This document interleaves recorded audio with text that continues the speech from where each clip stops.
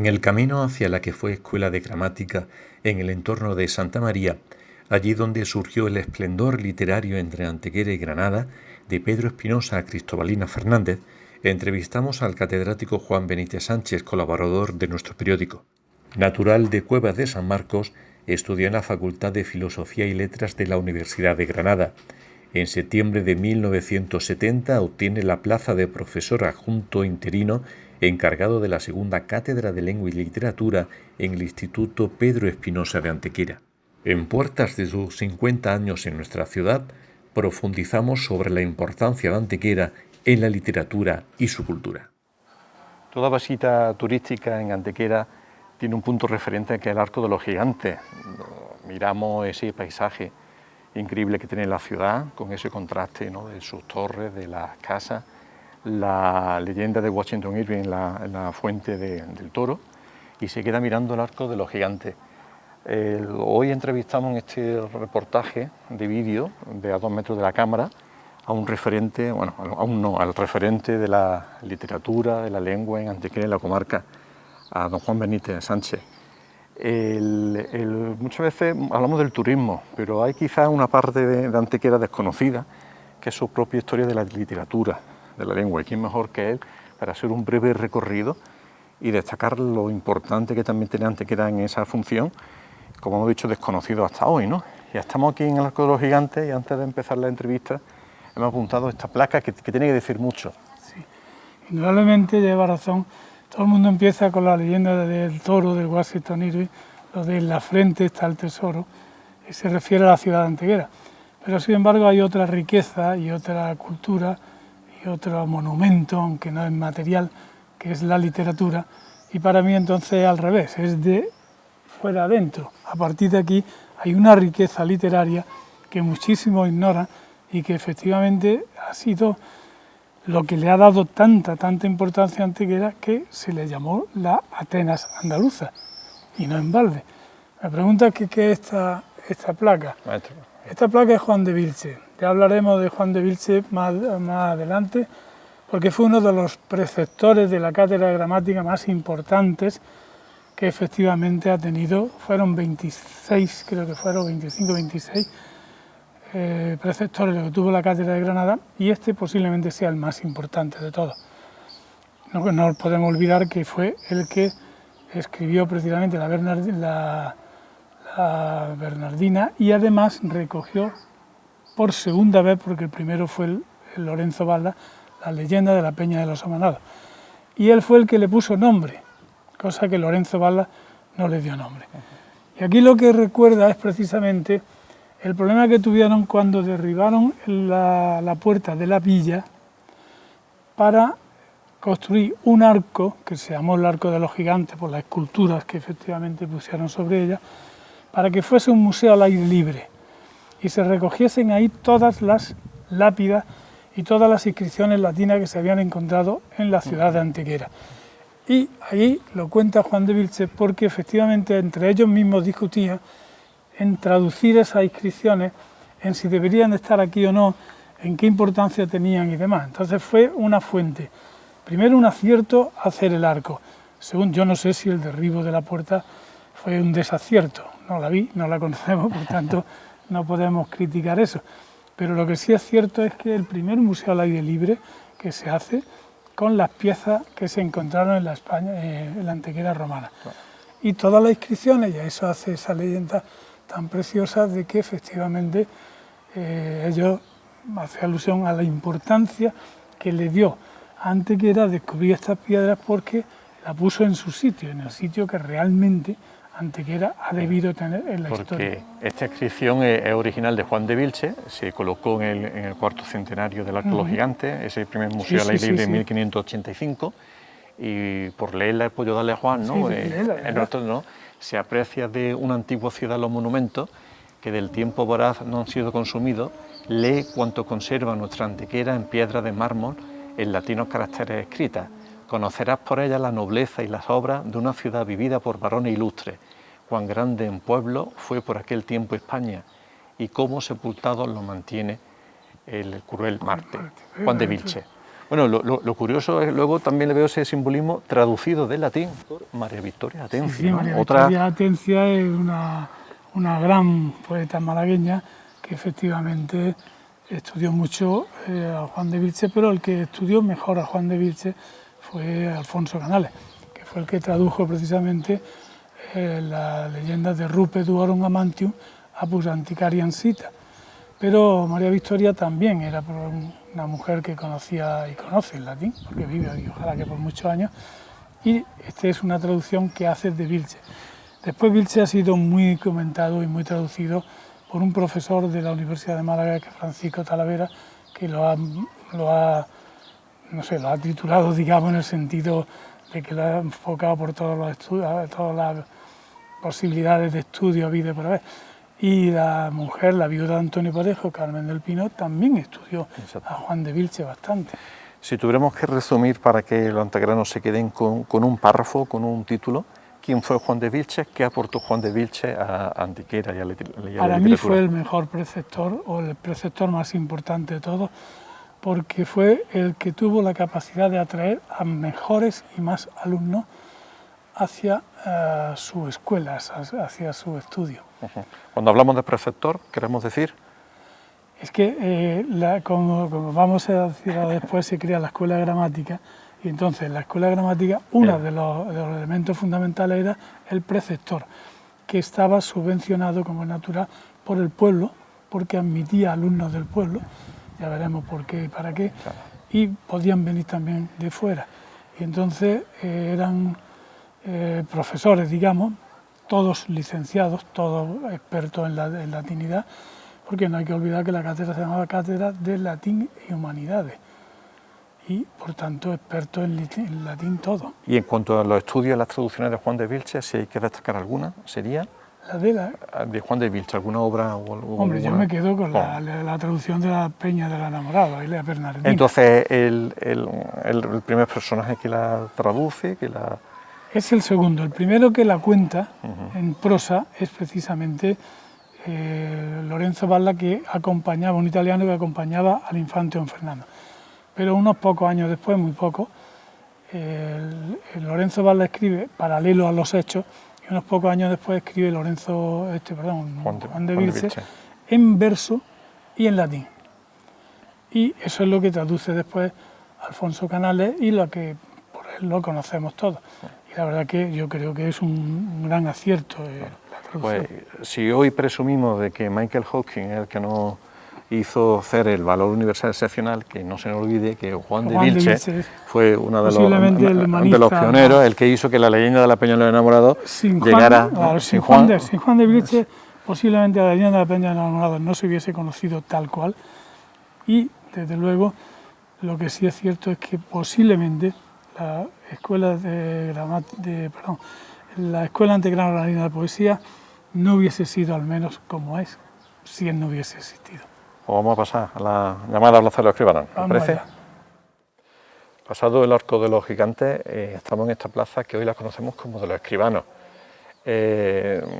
¿Cómo podríamos hacer un viaje en el tiempo en esa Antequera del siglo XV, del siglo XVI, de los escribanos? ¿De qué? Aquí ¿qué se vivía? Hoy vemos esta parte, sobre todo ya para el turismo, ¿no? Pero ¿cómo era qué se vivía aquí, qué había, ¿no?, en esta llamada Plaza de los Escribanos? Todo lo que hay sobre todo lo que vamos a hablar aquí hoy está recogido en la tesis doctoral de Fermín Requena, que es un monumento digno de estudio, porque hizo un estudio fabuloso a través de los datos que recopiló de Quirós de los Ríos, otro olvidado en Antequera.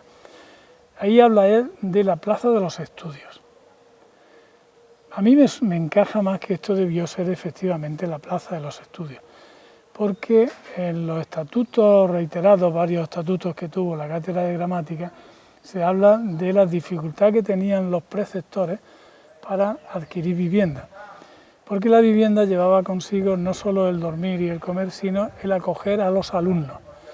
No existía un lugar donde se impartiese la cátedra de gramática, sino que cada preceptor tenía su casa, y a su casa iban los alumnos, tanto de Antequera, que por eso los subvencionaba el municipio, sino de fuera también, dependiendo de la calidad y de la categoría, que son los que hemos visto, pues ya nombraremos algunos, Sí. preceptores como Juan de Vilche, Mora, Aguilar, etcétera.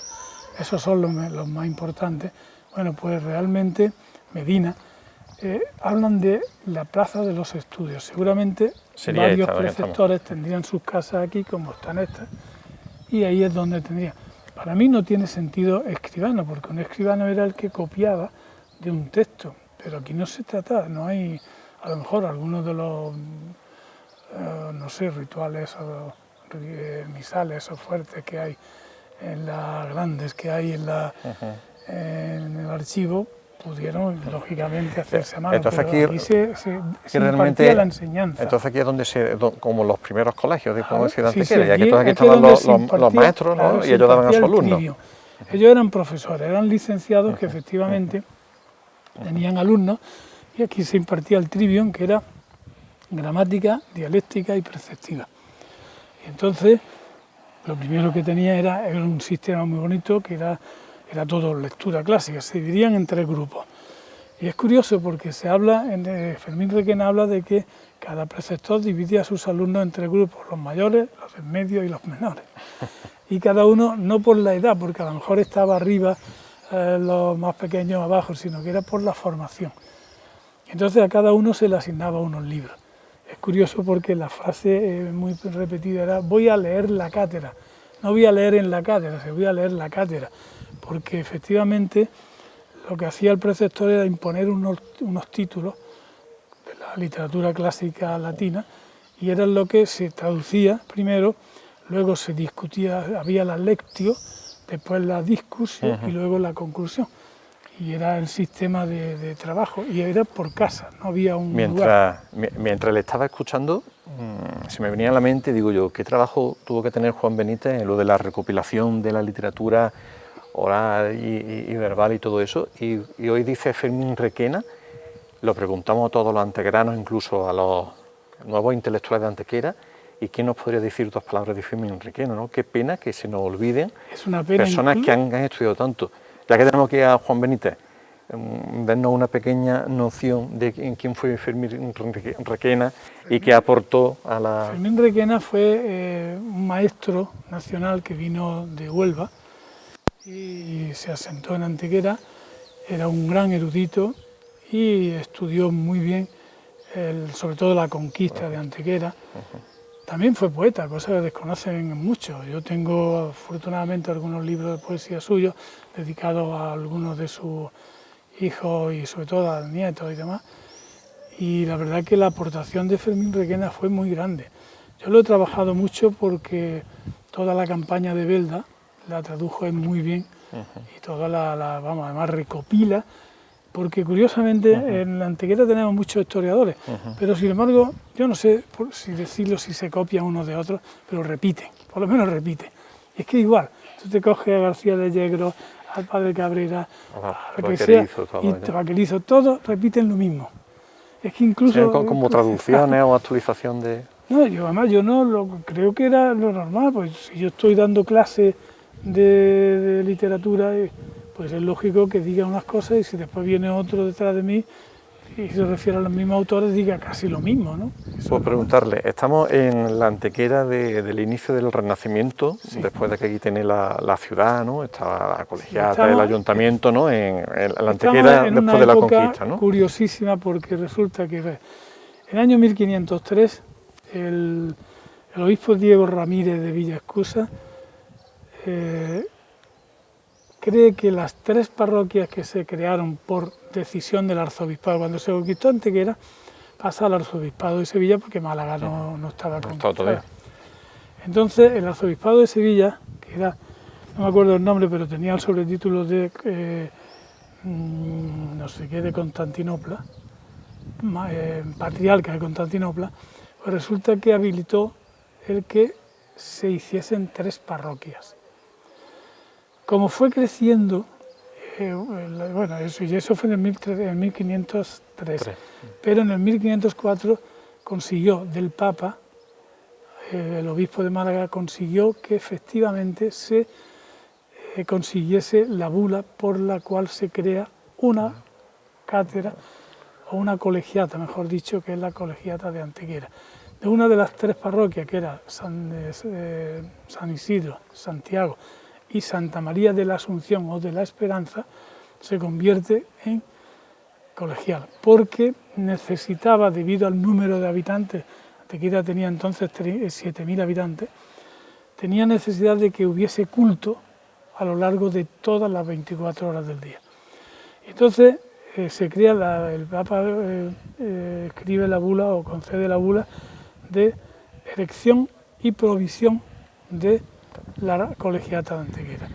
Y ahí, curiosamente, lo que interesa, hay un prepósito, 12 canónicos, 6 acólitos, 6 mozos de coro, un maestro de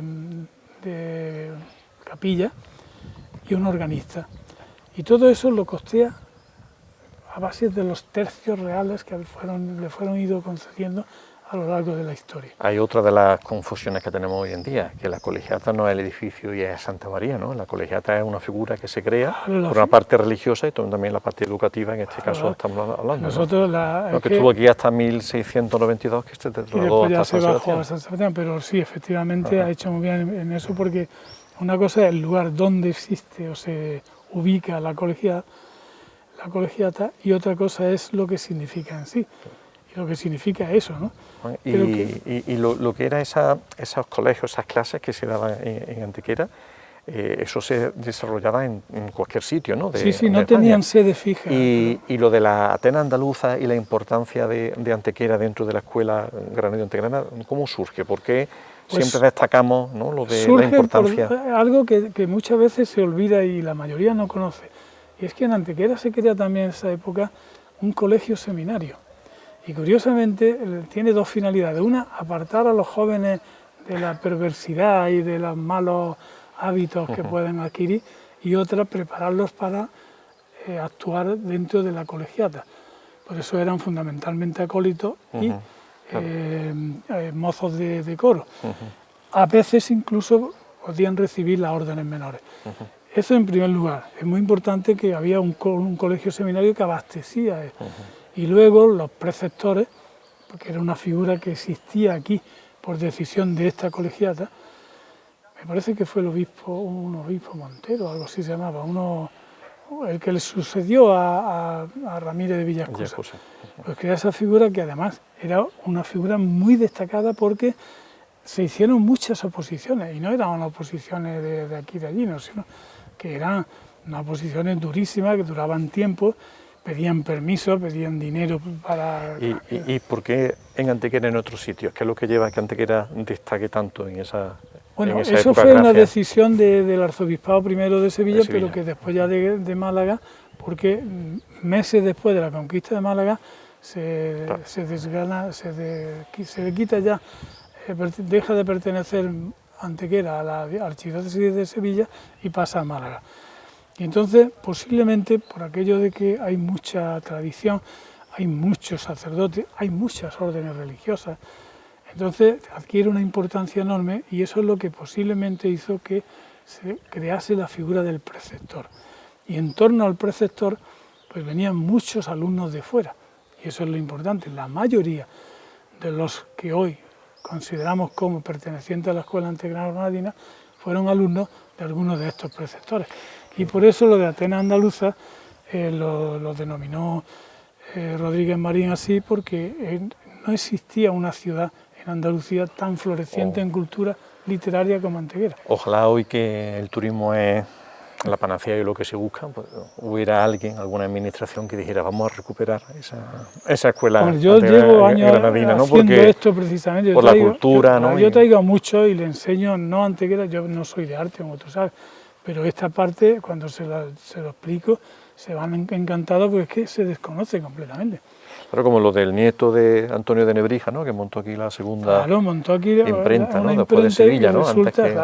Y resulta que aquí se no era hicieron casualidad, una cantidad de libros. ¿Y por qué vino aquí? Porque invertí en Antequera, porque le gustaba el Cerro San Cristóbal, porque sería por algo, ¿no? Y efectivamente yo tengo un libro que me lo regalaron precisamente en Lebrija, en donde aparecen todo lo que se ha publicado en todas las imprentas relacionadas con Lebrija o su familia. y allí aparecen todos los libros importantes que se editaron en Antequera, y se editaron muchos libros. Libros que afortunadamente Antonio del Bello los ha fotocopiado, y cuando la Real Academia tenga disponibilidad estarán a disposición de los antequeranos para consultarlos. Estando ante la fachada de Santa María, uno se pregunta, ya sabes por qué lo de la Escuela Antequerano-Granadina,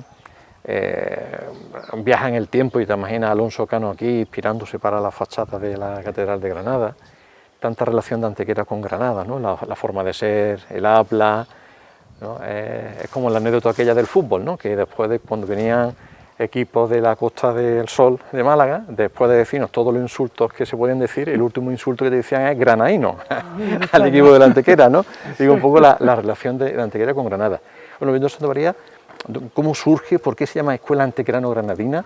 ¿Por qué no se llama Malagueña Granadina? ¿Por qué tiene Antequera tanta importancia y relevancia en esta escuela? Bueno, indudablemente hay que tener en cuenta que Málaga se conquista mucho más tarde que Antequera, en el 84 creo que fue, ¿no? Y Antequera tuvo la suerte de que desde aquí se fraguó la conquista de Málaga y la conquista más importante, que es la de Granada, ¿no? Entonces la relación con Granada ha sido muy fuerte siempre, incluso aunque fuese negativamente, porque cuando los antequeraníes se marcharon de aquí, fueron a Granada, primero a Archidona, Loja, y en Granada a Antequeruela y demás. Entonces la relación ha sido fuerte, pero indudablemente en Granada también se crea muy pronto la universidad, y hay un vínculo de una relación muy grande. Y al crearse aquí, y al tener esta escuela de gramática tan importante, y con unos preceptores de la importancia que tenía, es lógico que muchos granadinos viniesen aquí. De hecho, en la primera parte, o la primera fase de la escuela antequerano-granadina, había más granadinos que antequeranos. Sin embargo, ya la parte más fuerte, el núcleo más importante, es más bien antequerano. Cuando hablamos de escuela de gramática en esa época, ¿a qué nos referíamos si la comparamos con la Antequera o la española de hoy? Era una especie de estudio secundario. El trivium era un estudio secundario, el quadrivium ya era universitario. Lo que pasa es que aquí no era un trivium puro, porque resulta que aquí había organistas y había música, cosa que eso era solo en el quadrivium. Cuando he dicho lo de organista, es impresionante ese estudio, ¿no? De modelo de todas las composiciones que había de todo el año, ¿no? Y hay montones ahí en el archivo tiene que haber composiciones de musicales enormes. Que ha habido un maestro de música de capilla delante. Por comparar, es como si fuera el Instituto Pedro Espinosa o sí, de la época, por dar una comparativa, ¿no? En cuanto a formación. Es que ten en cuenta que... Y hace 400 años, pues, un nivel increíble, ¿no? En esa época había muy pocas capitales de provincia que tenían cátedra de gramática, muy pocas, ninguna prácticamente.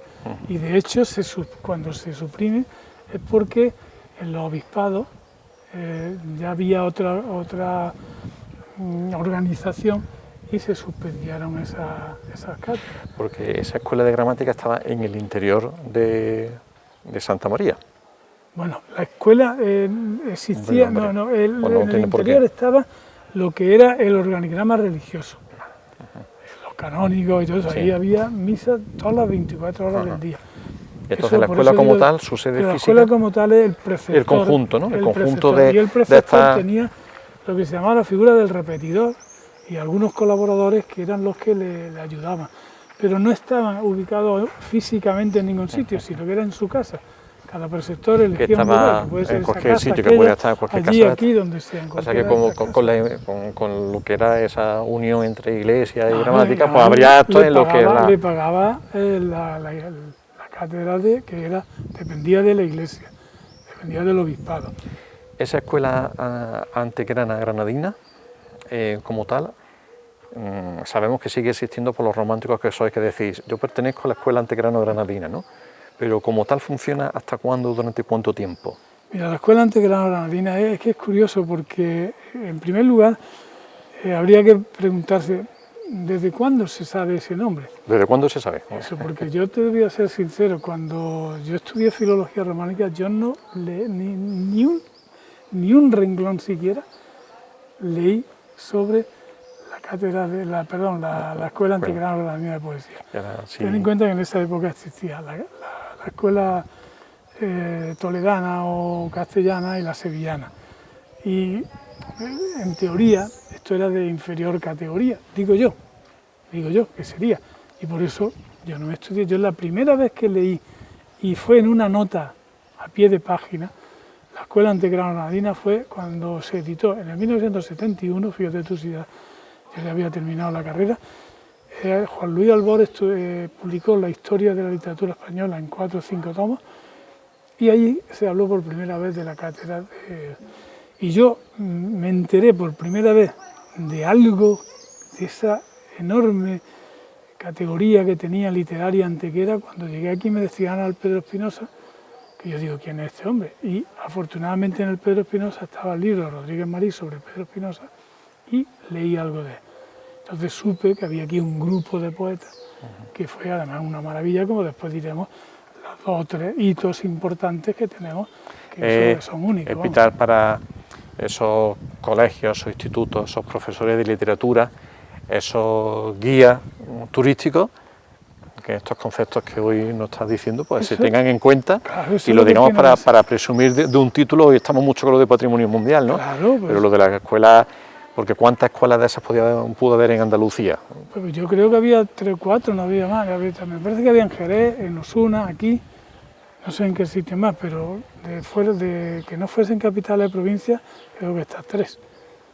Pero no muchas, sobre todo, pero las otras, como tenían obispado, pues no tenían la importancia, digamos, o estas por lo menos destacaban porque aquí, que haya una escuela aquí, que haya en Málaga quizás, pero aquí que no había obispado. Si se llega a fraguar el proyecto que hubo de obispado propio de Antequera, la escuela hubiera subido como la espuma, ¿no? Hubiera sido muy importante, dejando aparte el tema religioso, culturalmente, pero se hubiera mantenido, ¿no? Si el abandono ya de todas estas 3 instituciones, el seminario, la cátedra y prácticamente la desapareció, fue en el siglo XIX, cuando ya efectivamente, no sé, hay un totum revolutum en la literatura, que desaparece todo y aparecen cosas nuevas, ¿no? Pero indudablemente la importancia que tuvo Antequera, porque Osuna tuvo colegiata y no tiene sin embargo esto. Que yo sepa, no existió una cátedra. Entonces, desde el siglo XVI hasta el XIX estuvo funcionando la escuela estuvo funcionando. Y en este enclave, ¿no? Este era el enclave de... Abajo ya. Ya abajo, ¿no? Cuando el traslado en 1692. Es curioso porque te dice la razón, y es porque una es verdad que se fue ampliándose la población y bajó al llano. El problema del agua también. Pero yo sinceramente decía que por las cuestas, yo creo que subían los canónigos. ¿Te imaginas subiendo los canónigos con los barrigones que solían ser? Sí. Esa fue la causa principal. Las cuestas. Y dejaron esto a la buena de Dios, vamos. que está vivo, hemos dicho, de milagro, vamos, de milagro. Ante la fachada del Renacimiento, ¿no? Con reminiscencias góticas, este paso, ¿no? Uno ve esto, y en esta época, qué pena, ¿no? Que este año con lo del coronavirus no va a poder realizarse el Festival de Blues, ¿no? Esa, ¿no? Antequera así de barroca, ¿no? Es capaz de combinar, ¿no? Un templo renacentista con un festival de blues a final de julio, ¿no? Este año por el coronavirus. Bueno, hay una placa que tiene una importancia para cualquier antequerano, para cualquier estudioso de la literatura, de la lengua, en la que dice que en este lugar tuvo asiento la primera cátedra de gramática, que hemos hablado antes, ¿no? Creada por la Real Colegiata de Santa María la Mayor, donde enseñaron los humanistas, Juan de Vilches, que ya hemos hablado de él, ¿no? Francisco de Medina, Juan de Mora, Bartolomé Martínez, Juan de Aguilar. Eso es lo más importante. Claro, cuando habla de humanistas, son expertos en latinidad, sobre todo. Eran unos conocedores de la literatura clásica, y de hecho, no te creas tú que allí le ponía a traducir 4 cositas de eso, sino que... Porque en esta casi clase o máster que estamos haciendo hoy en la entrevista con Juan Benítez, cuando Antequera se conquista en 1410, la lengua que se utiliza es... Entonces teníamos, oficialmente era el latín. El latín, claro. Que está hasta... Oficialmente, bueno... El latín es la que tiene la escuela aquí, ¿no? Claro, lo que se enseñaba, lo de dialéctica, gramática, retórica, eso era en latín todo. no voy a decir hasta el Concilio de Trento, ¿no? Pero que el latín ha estado casi muy... Bueno, yo he estudiado mucho latín, yo tenía 2 horas diarias de latín, cuando yo estudié en el seminario de Málaga. El latín, la lengua que más se... Sí, de los estudios, de todo lo que... Además, ahí hay que reconocer el gran fallo de las distintas leyes educativas que han ido prescindiendo de las humanidades, porque el latín te daba una cultura y te daba una formación que no te le da ninguna otra idioma, ninguno. No vamos a contar la anécdota esa, ¿no? Al que nació en Cabra le dijeron, por haber latín y griego usted se llama Egabrense, no otra cosa. Pero hablaba la escuela poética del siglo de oro. Claro, aquí se ve claramente las 2 fases, ¿eh? Claro. La primera, las humanidades, el estudio de humanidades, de esos preceptores tan importantes, y cómo los que hay debajo, que ahora después lo vas leyendo y vamos hablando de ellos, pues son los que de alguna manera fueron alumnos o allegados o amigos o simplemente discípulos de estos preceptores. Y en torno a ellos fue cuando surge efectivamente la Escuela Antequerano-Granadina. Aquí es donde se entiende ahora lo que dice, lo que había dicho ya varias veces, lo hemos comentado Damas Alonso, de que si se tenía en cuenta el número de habitantes, Antequera era la ciudad española que más poetas tenía. 7.000 habitantes y poetas, aquí hay 7 u 8, pero había muchísimos más. Y esos son los que ahora están conociéndose, dándose a conocer y demás. Otro dato más, que no nos conozcamos solo por la ciudad de más iglesias, sino también por las ciudades más poetas que tuvo en su época, es decir, que son todo lo que sea, ¿no? Da ingredientes, ¿no? En el plato histórico. Además, ahí tiene la Universidad de Málaga, está abasteciéndose ahora mismo a su doctorando gracias a la Escuela Antequerano-Granadina. Ahí está Jesús Morata, Jesús Majada, Asunción Rayo, Belén Molina, Bautista Martínez Iniesta, una cantidad si de personas. Si le parece, ya que tenemos aquí ahora mismo al principal experto que nos pueda hablar sobre esta materia, ¿no? Pedro Espinosa. ¿Quién fue Pedro Espinosa? ¿Por qué es tan importante dentro de...? Pedro Espinosa se ha tenido como el líder de la escuela. Hasta que no. O sea, se ha puesto en duda relativa, ¿no? Porque no es una duda objetiva, ¿no? Porque resulta que Pedro Espinosa de alguna manera fue el que lo coordinaba, pero no por institución y por misión, sino por voluntad, porque tú sabes que siempre hay alguien que es líder. Entonces era un líder natural.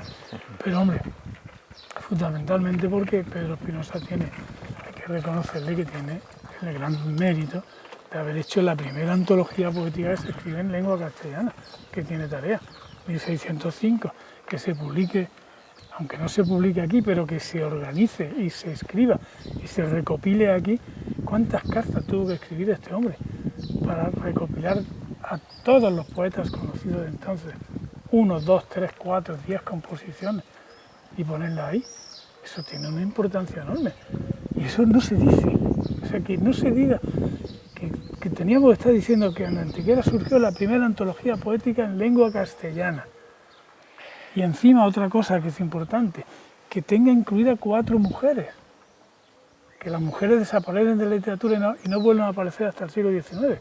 ¿Sabes lo que tienen que sufrir las mujeres para disfrazarse de hombre para poder ir a la universidad y demás? Entonces Pedro Espinosa lo destacamos por recopilar. Para mí, el recopilador, es que ¿tú te imaginas eso de Antequera? Eso en Madrid podría ser, o en Valladolid. De Antequera. Recuerdo aquella tarde en el ayuntamiento, ¿no? Que estaba Juan Benítez, con José Antonio Muñoz Rojas, con Manuel Alvar, entonces presidente de la Real Academia, maestro. Y con mi padre me acuerdo, ¿no? Que jornada aquella. Hace unos días, ¿sabes? Manolo. Y entonces, ¿qué cosa? Lo de Pedro Espinosa. Luego, Luis Martín de la Plaza, quizá uno de los más desconocidos hasta la historia más reciente, ¿no? Que quizás puede ser no tan popular como Pedro Espinosa, pero en su obra, ¿no? En lo que es su... Luis Martín de la Plaza, has dicho Tejae, ¿no? Luis Martín de la Plaza es uno de ellos. ¿Cuál me has preguntado? Por Luis Martín de la Plaza, ¿no? Que es quizá uno de los más desconocidos hasta los tiempos más recientes, sí, por diferentes... Pero Luis Martín de la Plaza precisamente es el que ahora algunos dudan de que fuese o sea el líder natural de eso, porque la calidad poética obra, que tiene su calidad, ¿no? Luis Martín de la Plaza es fenomenal, es esencial, es una maravilla, y le debemos su obra a Jesús Morata, que es un experto en la Escuela Antequerano-Granadina. Hoy que tanto se habla de igualdad, la lucha del hombre y la mujer, que veamos el nombre de Cristobalina Fernández en la escuela antegrano-granadina, pues demuestra que Antequera adelantada a sus tiempos en esa época. Totalmente, totalmente adelantada, y además que no es solo ella, sino son las dos hermanas y otra más, creo que son 4 las que aparecen en la antología esta de poetas de Flores de Poetas Ilustres, pero concretamente Cristobalina es que fue una gran poetisa y difícil de encontrar su obra. Yo he leído prácticamente las composiciones que recoge Pedro Espinosa en su antología y alguna que otra más, pero poco. Alguna revista que haya caído en mis manos. Sé que hay una tesis doctoral que la hizo precisamente la hija de un maestro del infante don Fernando, Álvaro Montenegro se llamaba, no sé si habrá muerto o no, y la hija, no me acuerdo, pero... Díganos algo más teórico y práctico sobre Cristobalina Fernández, que no nos quedemos en esos rumores que si era el amor platónico de Pedro Espinosa. No, yo desde luego creo que no. Ahí hay un hecho, y es que Pedro Espinosa habla de Crisanta en su obra. Y algunos han creído ver en Crisanta la abreviatura de Cristobalina Alarcón. Puede ser verdad, puede ser mentira, eso lo dijo Rodríguez Marín. Rodríguez Marín tiene muchísimos aciertos, pero también tiene algún que otro error. Demostrado no hay nada. Desde luego en la obra de Pedro Espinosa, y yo te puedo decir que me la he leído entera, no se puede deducir que haya un amor platónico. Puede incluso, si me apura mucho, puede que haya un amor semimístico o el camino hacia la mística, ¿no? Pero platónico no, yo no lo veo así. Y este hombre se retiró pues, porque era religioso y porque le dio por ahí. Y se fue primero a la iglesia de la Magdalena, al convento de la Magdalena, y luego a este, ¿cómo se llama? A Archidona. Yo no creo que haya nada de eso. Otro de los nombres que figuran en la placa, Agustín Tejada, ¿no? Si preguntamos ahora mismo a estos muchachos que pasan por ahí, preguntan, oye, ¿quién sabe de Agustín de Tejada? Yo creo que el 99,99% de los antequeranos, por desgracia, no saben lo que es Agustín de Tejada. Yo amplío eso a muchísimo más, ¿no? No voy a decir gremios más, y seguro que no lo saben. Agustín de Tejada también nosotros conocemos gracias a la traducción y a la publicación que ha hecho y a Asunción Rayo, y la verdad es que los discursos heroicos de Antequera es una auténtica maravilla, Ahí Santa Eufemia la trata maravillosamente, te lo cuenta todo, el romance que recoge, todo fabuloso, ¿no? Y yo me leo de vez en cuando un discurso y es que es una joya. Estos hombres conocían Antequera perfectamente, amaban Antequera. No sé si es que la idolatraban porque le pagaban, no lo sé, no le pagaban por ello, sino porque vivían de esto, pero es que ese amor que tenían Antequera, de verdad que muchos de ellos no nacieron aquí, ni muchísimo menos, algunos sí. Si no recuerdo mal, entre Tejada y Carvajal, recuerdo una de las conferencias que dio en la Real Academia, comparaba Antequera, ¿no?, con la Ilíada, un poco como que pocas ciudades tienen ese poema épico, ¿no? Sí, que es lo importante que tiene, ahora que estamos en verano, acercándonos a septiembre, que siempre recordaremos el tema de... Siempre digo que hay tres, en la literatura española de esta época, antequerana de esta época, hay 3 hitos que no se pueden olvidar. Uno, acabamos de decirlo, que es el de la antología de Flores de Poetas Ilustres. Otro es el cancionero antequerano, que curiosamente se publican autores que no habían aparecido en la antología de Poetas Ilustres o que volvieron a aparecer porque eran demasiado buenos y demás, ¿no? Y la trayectoria de ese manuscrito, hasta que a través de José Antonio Muñoz Rojas llegó a Damaso Alonso y ya por fin se publicó, eso es una peripecia enorme, pero eso es una auténtica joya. O sea, el cancionero antequerano es otra de las joyas que no tiene ninguna otra población española, ninguna. Y luego ya no española, sino universal. Para mí, el poema heroico del asalto y toma de Antequera de Rodrigo de Carvajal y Robles es que es único.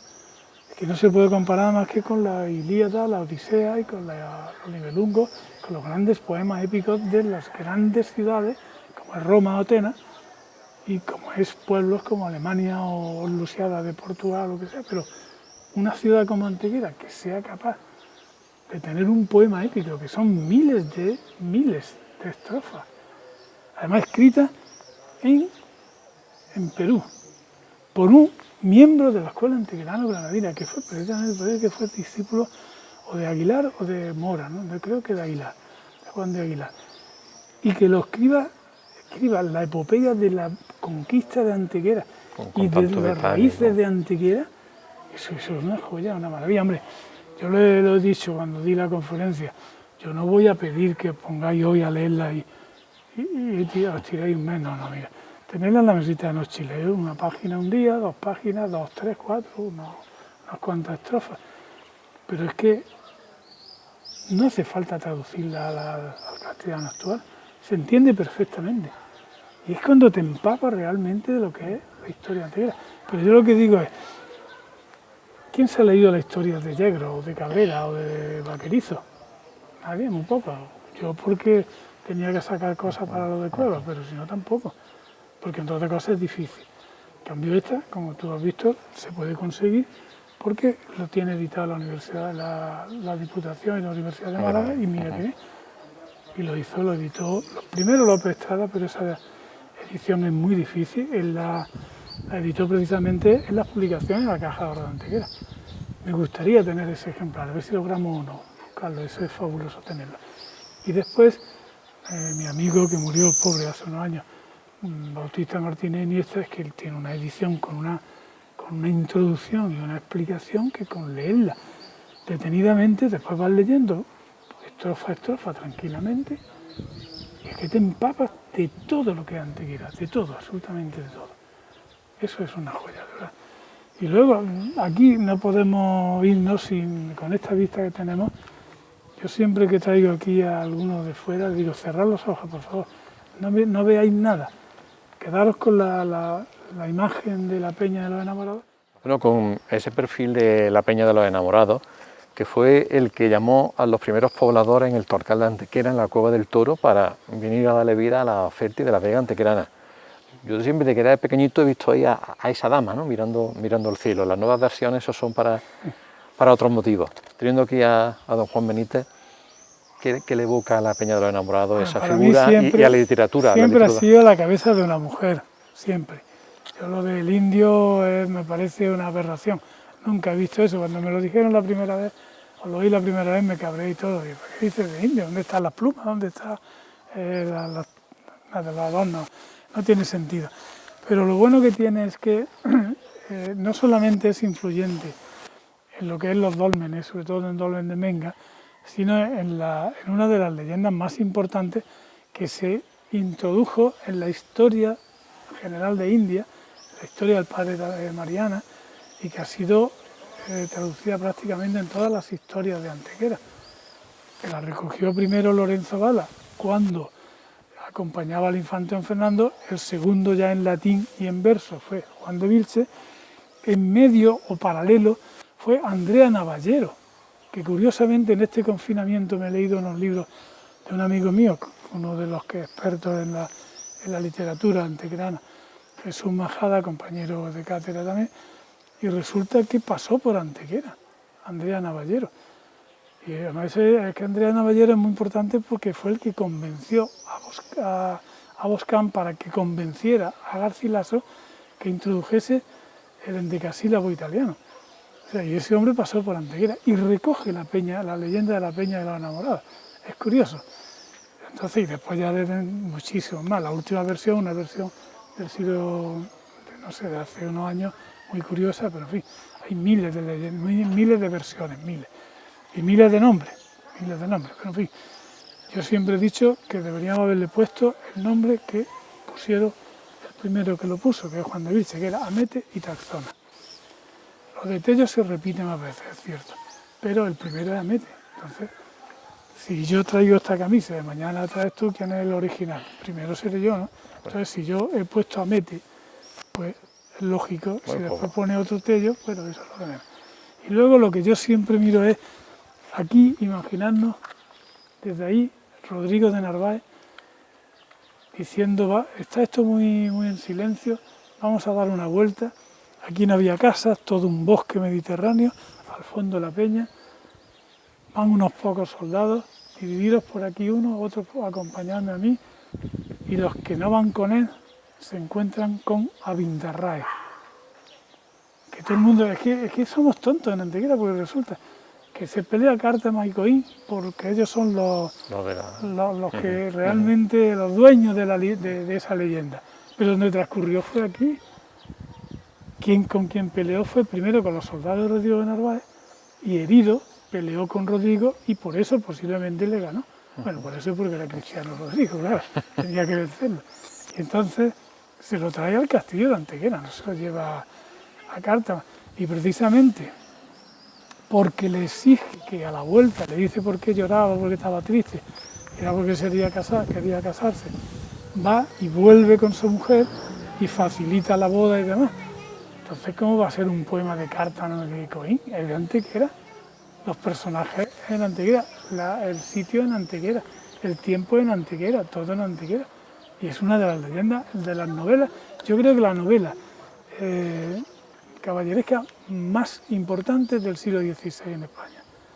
Y eso, ¿quién la lee en Antequera? Yo me he tirado durante 20 años explicándola a mis alumnos y leyéndola. Todos mis alumnos han leído una versión que tenía hecha López Estrada en Ediciones Cátedra. Eso se tarda media hora, pero es una joya, una riqueza. Y el romancero que trae es tan variado y tan rico, que no sé cómo la gente no lo lee, ¿no? Quienes conocemos Juan Benítez sabemos su gran labor en la de recuperar, escribiendo todo lo que es la tradición oral del pueblo de la comarca, ¿no? Que si no fuera por él todo eso se hubiera perdido en años.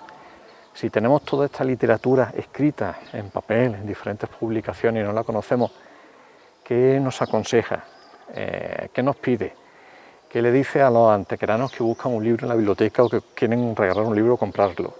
A esos directores y profesores de institutos y de colegios, a la academia de la que usted forma parte, a esos jóvenes que están buscando una tesis, al ayuntamiento, a cultura. ¿Qué hay que hacer para no ser más barrocos porque seamos antequeranos y no lo busquemos? Sino, es que lo tenemos, ¿no? Lo que pasa es que no lo sabemos. ¿Qué consejo nos da para tener en cuenta pues todo lo que hemos hablado hoy? Llevo años diciéndolo precisamente. Es encomiable la labor que está haciendo la Universidad de Málaga publicando toda esta rica literatura de nuestra escuela antequerano-granadina.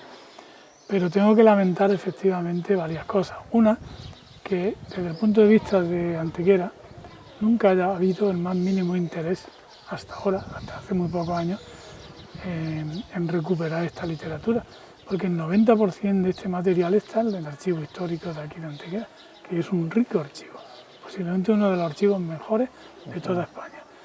Entonces, siempre he pedido que se potencien becas para que hagan tesis doctorales o tesinas a los alumnos de la universidad, aunque sean antequeranos, que tengan prioridad los antequeranos siquiera, o de la comarca, y si no, pues que efectivamente tenga interés. Pero que esto hay que recuperarlo como sea y que se publique y se conozca cuanto antes. Eso en primer lugar. En segundo lugar, a los profesores, compañeros, es que yo no tengo más remedio que lamentarme. Yo hice lo imposible por crear una asignatura que era literatura culta y oral en Andalucía para segundo de bachillerato, y me parece que el único que la ha impartido he sido yo en los institutos donde he estado. Pero lo que yo hacía cuando he estado aquí en Antequera, cuando estuve en Marbella, cuando estuve en Nerja, cuando estaba en Málaga, era precisamente traer a los alumnos aquí y hacer un recorrido literario en donde efectivamente que es el lugar que he dicho por excelencia de lo que es la cultura literaria, lo que es el patrimonio literario, está aquí fundamentalmente. Que aprecien esto, que dediquen un día a enseñarle a los alumnos este rico patrimonio, que no sea solo enseñar a Garcilaso, a Góngora y a Quevedo y a Cervantes, que está la escuela antequerano-granadina, que cuando pasen por aquí digan, oye, pues aquí ya sé quién es Pedro Espinosa, ya sé que existió esta escuela, ya sé que aportó, que eso es muy importante.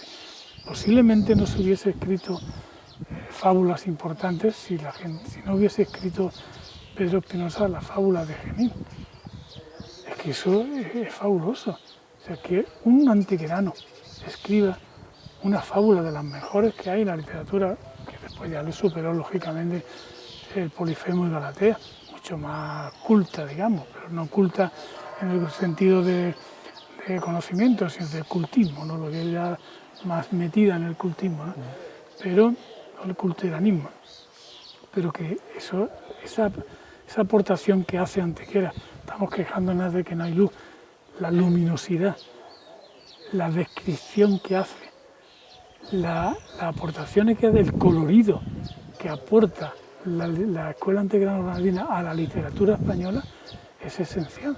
Posiblemente no sería, eso ya es eso no sé, no sabemos si efectivamente lo que hubiera ocurrido o no, pero posiblemente en la literatura de hoy no sería tal como es si no hubiese existido y no hubiese aportado todo esto a la Escuela Antequerano-Granadina. Pues escuchando a Juan Benítez se me viene al corazón decir que muchas veces presumimos de nacer en Antequera. Para ser antequerano hay que nacer o querer a Antequera. Si no me falla la memoria por los datos, en el mes de octubre cumplirá 50 años en Antequera Juan Benítez. 50 años, el 6 de octubre. Y que esos 50 años de trabajo, de labor, de difusión, de investigación, sirvan para que cuando pasemos por aquí no nos inventemos historias, sino que hagamos caso de lo que está escrito. No me he inventado yo la palabra antequeranear, pero yo he antequeraneado muchísimo, porque habré dado más de 5.000 horas de charlas por toda Andalucía. Y pues, si en cada hora no he nombrado 10 veces Antequera, no he nombrado ninguna. Pues que antequeranemos mucho y que expliquemos todo lo que queremos, pero no nos olvidemos de la historia, que tenemos historia, ¿no? Merece la pena. El arte, ahí están los de arte, pero la historia también por otro lado y la literatura, que no lo olvidemos. Pues muchas gracias, don Juan. A vosotros.